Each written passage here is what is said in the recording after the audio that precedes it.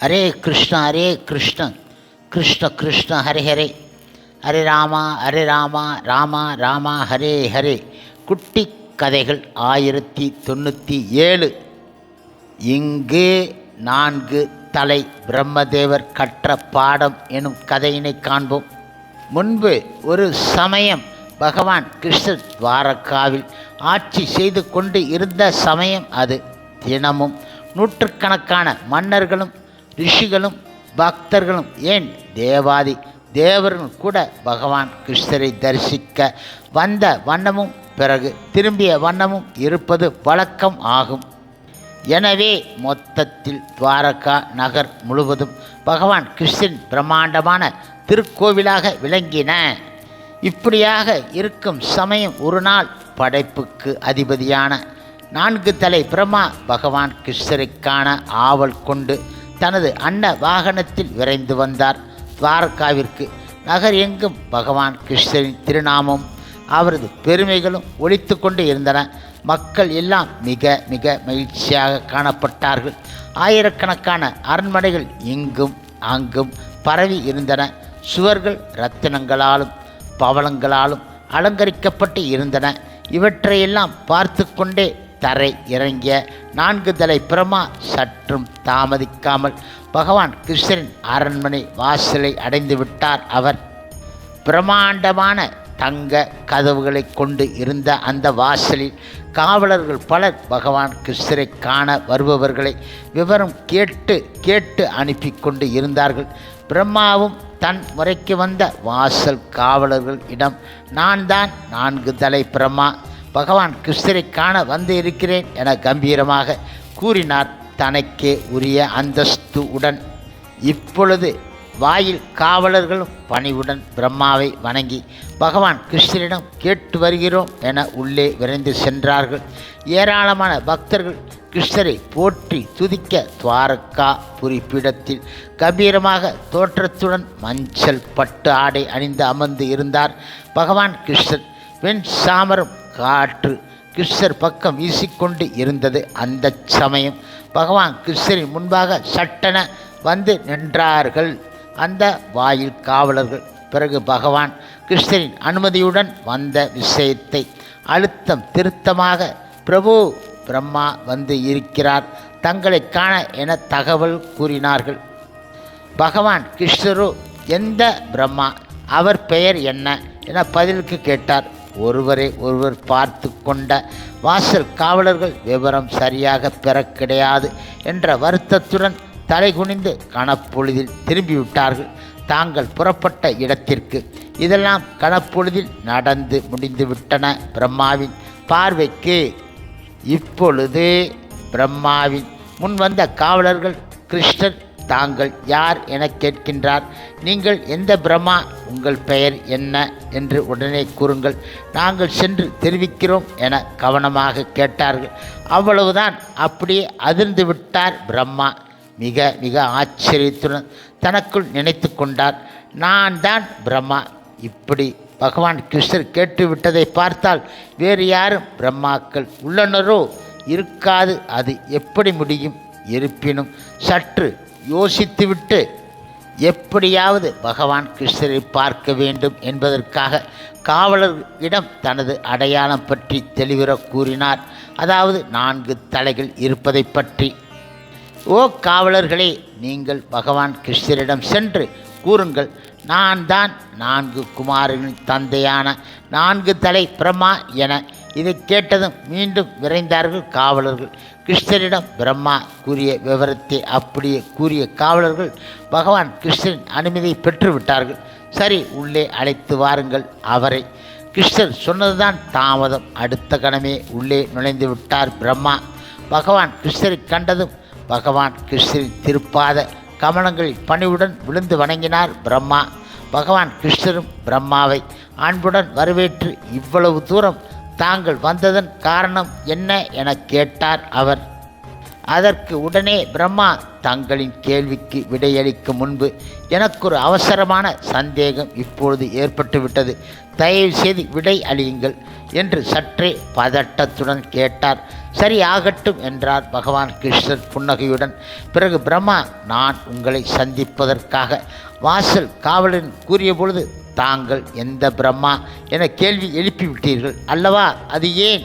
அப்படி என்றால் என்னை மாதிரி வேறு யாரும் பிரம்மாக்கள் இருக்கின்றார்களோ என ஆச்சரியத்துடன் ஆவலுடன் மேலிட கேட்டார் அவர். பகவான் கிருஷ்ணரோ பிரம்மாவின் கேள்விக்கு விடையளிக்கும் வகையில் தன்னால் நியமிக்கப்பட்டு படைப்பு பொறுப்பை நிர்வகிக்கும் பிரம்மாக்கள் அனைவரையும் நினைத்தார். அவ்வளவுதான். நினைத்த மாத்திரத்தில் ஏராளமான பிரம்மாக்கள் அங்கு வந்து சேர்ந்து விட்டார்கள். அந்த பிரம்மாக்களில் சிலருக்கு 8 தலைகளும், சிலருக்கு 10 தலைகளும், சிலருக்கு 100 தலைகளும், மேலும் சிலருக்கு 1000 தலைகளும் இருந்தன. அது மட்டும் கிடையாது, 1,00,000 தலைக்கு மேலான எண்ணிக்கையுடைய பிரம்மாக்கள் கூட அங்கு விரைந்து வந்து விட்டார்கள். மேலும் தேவாதி தேவர்கள் பலரும் அங்கு வந்து சேர்ந்து விட்டார்கள். இவர்களையெல்லாம் பார்த்த 4 தலை பிரம்மாவிற்கு குழப்பமோ குழப்பம். ஒரு சில வினாடிகள் சுற்றும் முற்றும் பார்த்த அவர்தான் எங்கே இருக்கிறோம் என பார்த்தார். மிக மிக பெரிய பெரிய யானைகள் கூட்டத்தில் எங்கோ ஒரு மூலையில் இருக்கும் முயலைப் போல் அல்லவா நான் இருக்கின்றேன் என தன் மனதிற்குள் நினைத்து நாணினார் அவர். அந்த சமயம் அந்த பிரம்மாக்கள் அனைவரும் பகவான் கிருஷ்ணரின் தாமரை திருப்பாதங்களில் விழுந்து வணங்கினார்கள். அப்படி வணங்குகையில் அவர்கள் தலையில் இருந்த கிரீடங்கள் எல்லாம் தரையை தொட்டு மணிகளின் ஓசை போல் ஒலித்தன. உண்மையில் பார்க்கும்போது ஆயிரக்கணக்கான லட்சக்கணக்கான கிரீடங்கள் பகவான் கிருஷ்ணருக்கு தங்களது பிரார்த்தனைகளை அர்ப்பணிப்பது போல் காட்சியளித்தன. பிறகு அவர்கள் எல்லோரும் கரங்களை கூப்பி பகவான் கிருஷ்ணரிடம் பேசத் துவங்கினார்கள். பகவான் கிருஷ்ணரே, நீங்கள் மிகவும் எங்கள் மீது கருணை பொழிந்து தங்களின் தாமரை திருப்பாதங்களை தரிசிக்கும் வாய்ப்பை இன்று எங்களுக்கு தந்துவிட்டீர்கள். தயவு செய்து எங்களை அழைத்ததன் காரணம் என்ன, எங்களுக்கு என்ன பணி என்பதை கட்டளையிடுங்கள்.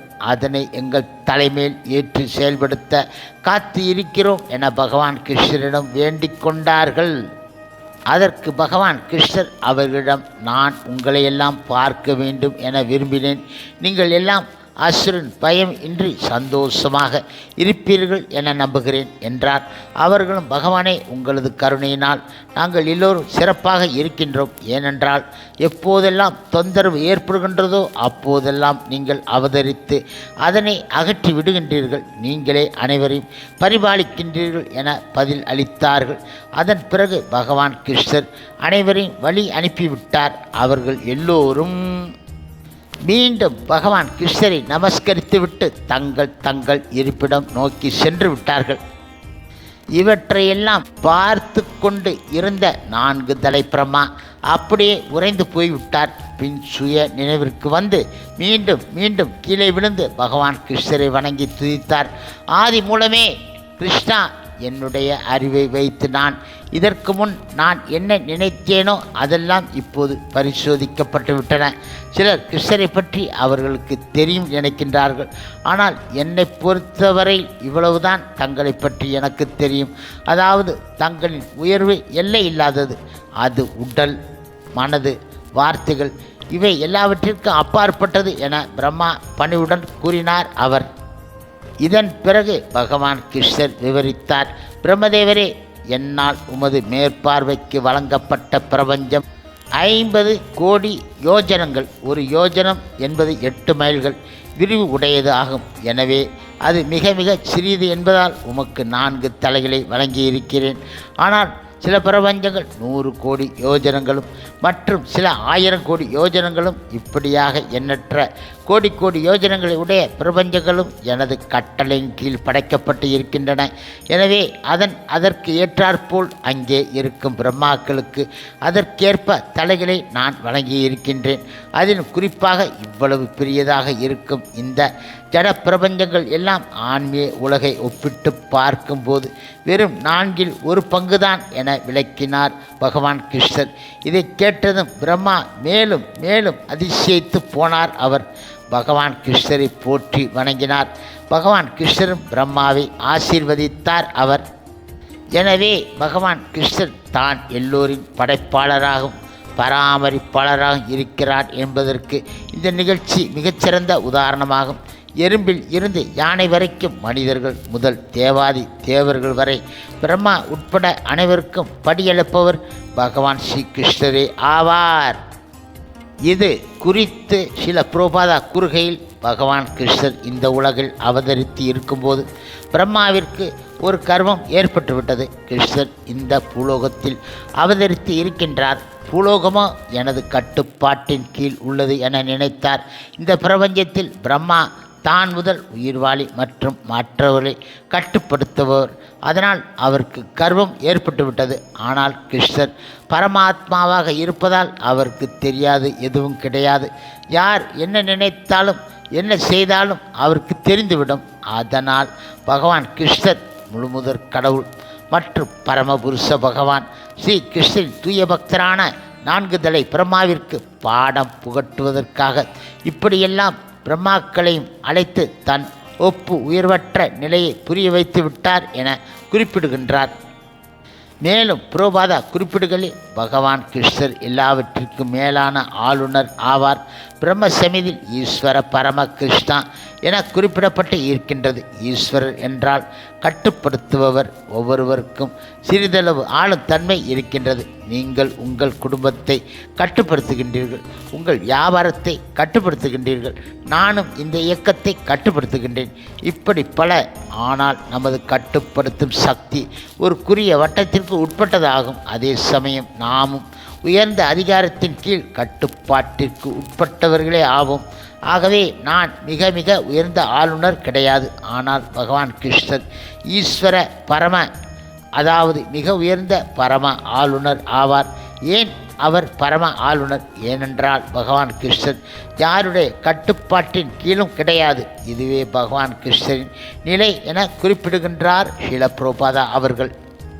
ஹரே கிருஷ்ணா ஹரே கிருஷ்ணா கிருஷ்ண கிருஷ்ண ஹரே ஹரே, ஹரே ராமா ராமா ராமா ஹரே ஹரே. ஸ்ரீல பிரபாதரின் சேவையில் இஸ்கான் பக்தர்கள்